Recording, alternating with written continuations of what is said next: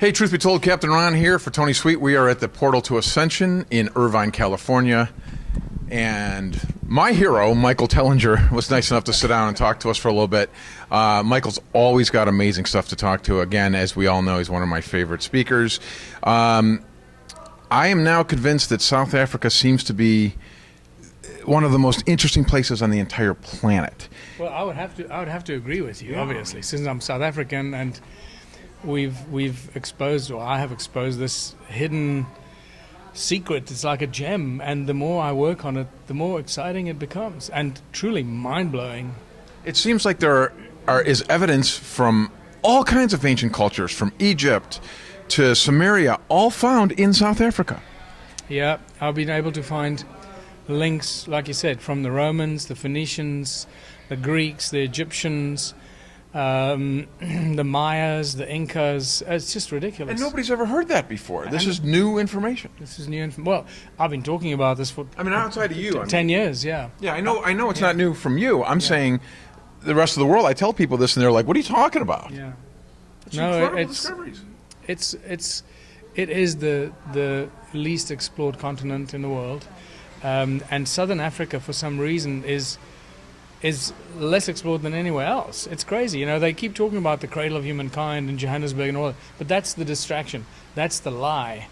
All right? So at Sterkfontein Caves, where they talk, is like the Cradle of Humankind. Yeah. No humans were ever found there. All these bloody hominids and Mrs. Bless and Littlefoot, all these hominids. So if they want to call it anything, it should be called the Cradle of Hominid kind, but certainly not Cradle of Humankind. Where I am, on the different part of South Africa, on the eastern side, we have the physical evidence of the stone ruins of ancient activity, the gold mines. There we have the fossils of humanoids and all kinds of creatures. So there we can say we have evidence of humankind. So we're now calling that the true Cradle of Humankind. It's so ironic how it's the least explored area, and yet the more I see from your stuff is that it's got the most diverse, it should be the most explored. There's so many different things. Let's talk about some of these mud fossils for again. Anything new? Anything new, mud fossils? Yeah, the newest thing is that pretty much all the rocks you look at in the stone ruins, the stone circles, the stone ruins, Adam's calendar, and all the rocks lying around the area are mud fossils, are fossilized body parts from small creatures to giants, 300 meters or 1,000 feet tall. So Adam's calendar is this giant circle that still works today. Yeah, well, it's not that big. You know, Adam's calendar is nothing compared to Stonehenge. Wow. In its size, but in intensity and the energy it generates, that's what people feel, especially people that are spiritual healers or energy workers. Whenever they come to Adam's calendar, they just have a profound change of life. Yeah, you said that they actually walk over to a certain spot and will stand there and feel something. Even isn't there something with pregnancy they feel? Yeah, harking back to that. Yeah. There was an event very, very, very early when I started taking people to Adam's calendar in 2008. Yeah. There was a group of women that experienced in this one particular spot before we knew what it was all about. Before we knew that it was called the birth of humankind, where Cradle Mutwa says that's where humanity was cloned as a species at Adam's calendar. Right. We have the exact spot. Yeah, we have the exact spot. Yeah. And these women, a group of women, felt or expressed feelings of pregnancy or morning sickness or giving birth and that kind of stuff. And I thought, wow, that's interesting.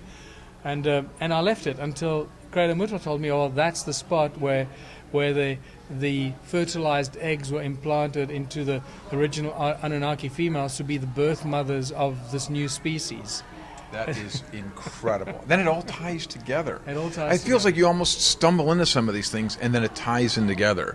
Like some of these Sumerian texts tie into the other stories that you find. Yeah. I mean, it's incredible. And then keep in mind that what we're discovering now is the stone circles, because of the fact that they are resonators and energy generating devices, working with sound and resonance, take us to a deeper comprehension of sound, resonance, and frequency.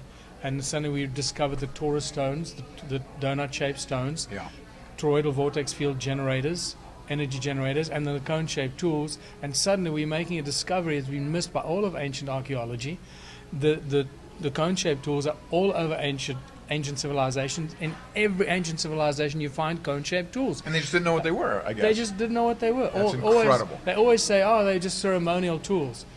Dude, the reason you can now understand why these poor archaeologists, they're just a bunch of babies. They know nothing. They know how to dig holes and retrieve crap from the earth. Yeah. And then they don't know what it is. It's funny. That's like sort of the catch-all, too. Well, ceremonial. You can always throw anything as ceremonial. Yes, exactly. That's like the catch-all. It's interesting that you talk about the resonance of these circles. I've heard you talk also about how resonance and sound, this is something I never heard of and thought of. How about when you said how they write that God or the Creator said, "Let there be light." Like sound was first because He said, yes. "Let there be light." That's fascinating. And again, so we are now showing and proving it with the stone circles and the technology that I've rediscovered that has been known for eons throughout all time and history of space and time. People, conscious beings, have always known about this. Well, the stone circles were the key and the catalyst to rediscover that, and has led me on this part of discovery for myself that I've now been able to share in great detail about the laws of nature, the true nature of our reality, and how everything fits together, and how sound and resonance is the primordial source of everything. Amazing. Especially light, because people often, a lot of spiritual workers, they talk about light and I'm a light worker, but you can't have light without sound and resonance. Light is a consequence of the sound and resonance. Hence, let there be light. Exactly. Yeah, exactly. Right, yeah. right. And so we have in that statement, the Spirit of God moved over the waters. In there is already a secret. Mm-hmm. There was water before anything else. Yeah.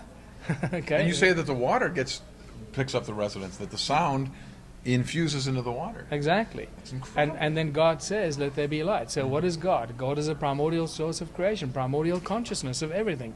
And you realize that the consciousness of the creative spirit of the Creator, or the creative consciousness, whatever it is, people call it God, the Creator, call it whatever you want that you feel comfortable with, right? And then out of that comes the resonance, and that resonance creates the toroidal fields, and the toroidal fields move, and the sound moving create magnetic fields, and moving magnetic fields create electromagnetic fields, and bingo, you got light. It's incredible. So the opening phrase of the Bible is like a crash course in manifestation and magic. Yeah, that's incredible. Where are we at scientifically on the age of these circles? I mean, and number one, the number we're talking about here, I think you said this is in the tens of millions of stone circles. Well, I estimate about 10 million, but I think they're more than that. How can there be more? It doesn't even seem possible there's enough room for 10 million stone circles. Well, you'd think so, but if you just look at a 100 by 100 kilometer area, and if you do a calculation, and there are 3.6 stone circles per hectare, okay. and that's 3,600 per square kilometers, you multiply it by the size, suddenly you got 3.6 million, just in a 100 by 100 kilometer square area. Now, if you're not a disciple of Michael Tellinger, you don't know that. If I walked in and talked to anyone off the street and said, "Hey, did you know there's 10 million stone circles in South Africa?" They'd say, "What are you talking about?" Yeah. People don't know about this. No, very few people know about it. But so I mean, this is a fact. This isn't something people can say you're a little out of your mind. They're there. No, they're there. You can't wish them away. We got physical evidence of a vanished ancient civilization that had the knowledge of sound and resonance. The stone circles are cymatic patterns. Each stone circle represents the sound of the earth at that specific point. And this is why each stone circle is a resonator, is an amplification device, is an energy generating device. Okay, so there's so many of them. And they're so... What do we think they were used for? Was it used to generate energy? Like everybody had their own little power source or something? Yeah, look, we got to firstly we got to realize that the world and life in those days was very different from what it is today. Today we live in a complete slavery system, enslaved by capitalism, money, control. So the world at that stage was very, very different, and money didn't exist. And by stage, let's give a time point. What time do you think this is? Oh, we're talking about 100,000 years and further, and earlier. And further back in time, 300,000 years, 500,000 years, yeah, and then millions of years, because there's evidence in Southern Africa of millions of years of activity. That's the Michael Cradle stuff. He was saying that too. Exactly. Right. Yeah. And we have the physical evidence now to support Michael Cremo's work. We have the giant footprint. We have all kinds of other stuff. We have the fossilized body parts, and that's the big thing now, is the fossilized body parts that just scramble the timeline. It's literally... It's incredible. I would love to... See, I don't know why that doesn't open CNN Friday night, 8 o'clock, boom. They discovered this. I mean, it's incredible stuff. Yeah, These fossils aren't even mentioned anymore. Well, you know what? Maybe what I haven't done is I haven't published a press release. I haven't put out an Maybe official we need press to. A release. discovery. Pretend you found it tomorrow. No, well, it is. It's just, it doesn't matter. We could found it 10 years ago, but we can say a press release. All right. South African scientist makes new discovery of fossils, giant fossilized body parts. So I need Does that frustrate you? Not really. You seem to take this so calm. I always get so mad that why don't people know about this? What do you mean you don't know about 10 million stones? That's, of course you know what that is. No, never heard of it. What about all these discoveries they have there, these new fossils? What? That bothers me. How come it doesn't bother you? It's got to bother you. I guess because I will probably get there very soon. I've been planning to do a press release to the South African media. I'll probably do that. Maybe even this year, still in 2019. If not, then early in 2020, and see how the mainstream media responds to it. Yeah, be interesting to see their take. Yeah, I'd like to see you get some help down there too. You're a one-man band down there, man. it's been a struggle. That is, So whoever watches this, Both of you. yeah, both of you. We I'm need. supposed to say that, not you. Man. So yeah, go ahead. Yeah, so millions of people are going to be watching Right. this. Yeah. I do need all the help I can get. I know that. So sign up to my news, sign up to my video channel. If you can afford $11 a month, for the price of 3 cups of coffee a month, Yeah. you can get 20 minutes, a documentary every week, a 20-minute documentary of all this research and discovery in South Africa Yeah. that we put in together with my new video team. Awesome. It's like having your own National Geographic channel that reports only on this stuff that we're talking about in Southern Africa. And it's incredible. I've seen some of the fossils you found, and they're giant. I mean, I don't even want to. I like to keep it on the scientific, obvious stuff, but I mean, there is evidence of giants that are a kilometer long. Yeah. That's hard to even comprehend. But there's these giant bones. How do we explain these bones? Yeah, well, we explain them because they're fossilized body parts. They're not rocks, they're fossilized body parts. And now we know that the fossilized body parts of mud fossils turn into both Hornfels rock, or ringstone, as it's known in geology in southern Africa, and also dolerite rock. So these giant dolerite rocks are actually fossilized and petrified body parts. It's an incredible prehistory almost of the. And I've seen people that go down there that you had that cardiologist recognize that one rock as a heart. Yeah. It's incredible. It was amazing timing. I was standing with this rock in my hand. You thought it was a rock? No, I knew it was a heart. Oh, okay. So I was looking at it because I studied pharmaceutics at medical school. So obviously I did anatomy and physiology and all that. So I have a reasonably good understanding of this. So I can recognize a body part when I see one.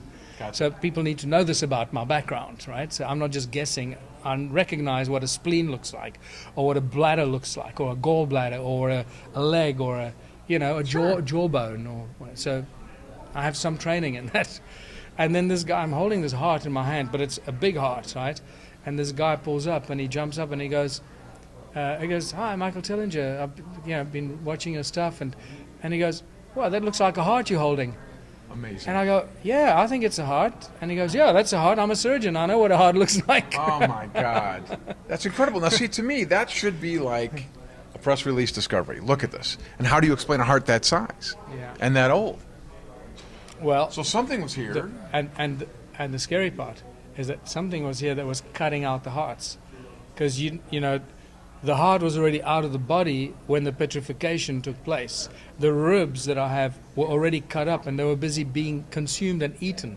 The leg bones, the legs of all these different weird creatures, from big legs like a big, a leg of a cow, Yeah. and pork and leg of lamb and all kinds of weird creatures that we don't have here today. Some of them look humanoid. Wow. And these were being cut up and prepared for consumption. Like we have legs of lamb and stuff hanging in the butcher. It's gross, but that's what happens. Walk into a butchery today. Sure. It's not a pretty sight for people that are sensitive to that kind of culling. You're literally changing history. I mean, these are discoveries that affect everything. Yeah, and now we just need to get it out there. People need to know this is real. This is not. I'm not just imagining it is. Come to my museum, see it for yourself. Right.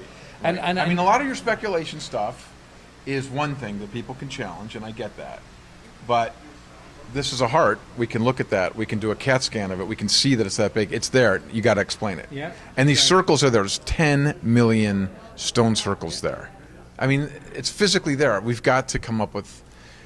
To me, it feels like this deserves a lot of study. It deserves a lot of study. It needs a lot of funding first, before we can do the study, and then the experimentation. The key thing for me is that we need to do something with this information and this knowledge, and that's where it gets to the whole Ubuntu contributionism thing. That what we learn from the past, we better put into good use for the future, and that for me is the most exciting thing. Is it fun for you also that you have like these new discoveries? So it seems like you're always coming up with some new thing that you never would have thought of.